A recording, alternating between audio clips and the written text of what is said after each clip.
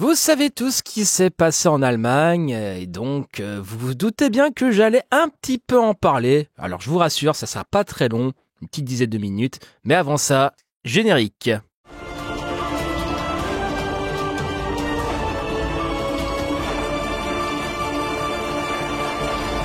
Allez, bannissez-moi ce connard. Donc voilà, voilà, ce qui s'est passé, un attentat qui s'est passé en Allemagne, effectivement, toute la fachosphère s'est emparée du sujet, Bardella, tout le monde, Marine Le Pen, Zemmour, nanani, nanana. Ce que l'enquête a révélé, c'est que le gars était un apostat qui s'était plutôt accoquiné avec quelques mouvements d'extrême droite sur le péril de gauchisme, j'imagine, ou un truc dur, enfin l'équivalent en Allemagne, je pense, enfin voilà, il doit forcément avoir un équivalent au concept d'islamo-gauchisme en Allemagne, du péril de l'islam, et ce gars-là a pris une voiture et a fait il s'est cru dans GTA. J'ai envie de dire, alors, il y aurait mille une manières de me foutre de la gueule de Jack Le Fou et de ses larbins, et de ses fanzouz pour les troller, mais quand même, on parle de la mort de gens et de, je crois, 200 personnes blessées. Je mettrai les liens dans la description. Tout ça pour dire que je pourrais troller de manière cynique. Mais ce fait divers vient justement nous montrer que visible, de toute évidence, contrairement à ce que pense Jordanis, Cassius Lady et autres cassos du même acabit, et au passage aussi, petite digression, j'ai vu le débat de Cassius Lady, et oui, j'ai bien dit Cassius Lady, c'est pas une erreur de prononciation, c'est juste un mépris affiché, du débat de Cassius Lady chez Bad Mulch, que je mettrai là encore dans la description. Alors, si vous voulez, je suis affligé à quel point la meuf est débile. Non mais je suis réellement, soit elle est profondément débile. Et qu'est-ce qui me dit, mais Martin, pourquoi tu dis qu'elle est débile? Oui, quand elle te dit je ne sais pas si Hitler est d'extrême droite. Bon, je pense que là il y a deux options: soit l'envoyer se faire foutre concrètement, tu vois, frontal, soit lui envoyer par mail, je sais pas, enfin. Le procès de Nuremberg, je pense que visiblement dans son espace-temps mental, le procès de Nuremberg, ça doit se passer dans un autre monde, si tu veux. Non, je sais pas. Attends, je me suis tapé, j'ai invité Olivier Manoni, le traducteur français de Mein Kampf. Je vais pas lui passer l'extrait de Cassius Lady qui dit ouais, je ne sais pas si Hitler est d'extrême droite, et que soi-disant l'extrême droite ça serait un phénomène purement français. Apparemment, Mussolini, tout ça, Hitler, non, non, nique ta mère en fait. Non mais j'ai écouté le débat. Franchement, c'est affligeant. Je même pas, je voudrais troller, je voudrais me moquer, mais je pense qu'elle s'est déjà humiliée toute seule. Oh là, oui, mais moi je suis une grande gueule, je suis de la provocation. Hitler est d'extrême droite, tu ou non? Ah non, mais je sais pas s'il est d'extrême droite. Quelle est la définition de l'extrême droite? Ces gens n'ont pas peur du... Si les ridicules étaient mortels, je pense que il y a pas mal de youtubeuses qui seraient un peu morts, je pense, on va dire. Mais putain, mais en vrai, c'est affligeant. Comme je l'ai dit, je mettrai les liens dans la description. Allez regarder le truc. C'est franchement, c'est d'une nullité. Il y avait même Jack Le Fou qui est venu et qui... J'ai écouté le débat de bout en bout. De toute façon, je vais le traiter du truc... sur le podcast secondaire, ici du coup, et j'ai demandé à ChatGPT. Bon, alors spoiler, j'ai déjà passé la retranscription du débat à ChatGPT. ChatGPT n'a pas respecté Cassius Lady, ni Amir Aposta, ni Jack Le Fou. Franchement, Jack Le Fou qui, oui, face à des randoms un peu débiles sur l'islam, effectivement, il arrive à briller, tu vois, mais bon, quand il y a juste face à quelqu'un qui a vaguement des datas comme Bad Mulch, ouais, bon, ça fait prout, comme on dit dans le jargon, ça proute très très fort.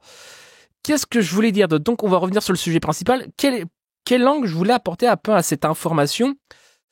Et que visiblement, apparemment, cet homme qui était anti-obscurantisme, anti-islam, enfin voilà, pour des raisons, j'imagine, somme toute très personnelles, dans son parcours en Arabie Saoudite, j'imagine, je crois que c'est l'Arabie Saoudite, je sais plus, quel autre pays du Moyen-Orient où effectivement, là, l'islam est accolé au pouvoir, un pouvoir conservateur et assez autoritaire, voyez-vous.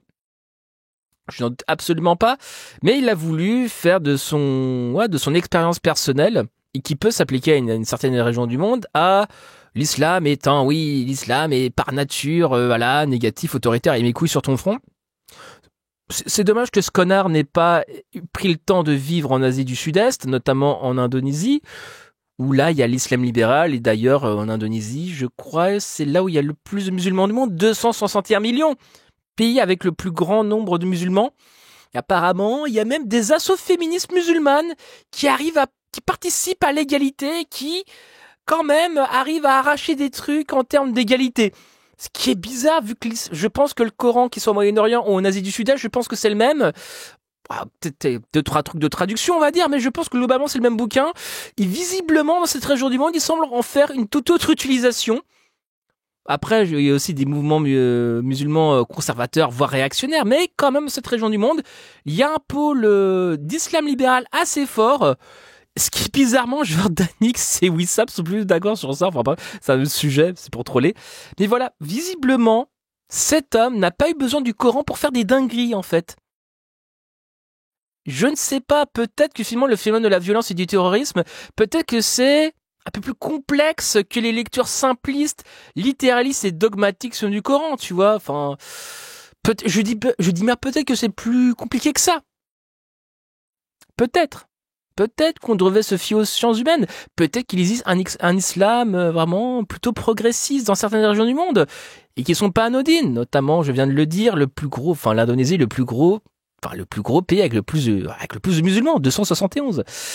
Donc après, peut-être que l'Indonésie, c'est un peu comme le procès de Nuremberg, peut-être qu'il n'existe pas dans leur univers mental, j'en sais rien, je pose que des questions, je ne suis là que pour poser des questions à cette sphère apostat. Apparemment, j'ai un peu checké sur Twitter, Jack LeFou n'a pas vraiment réagi à ce qui se passait en Allemagne.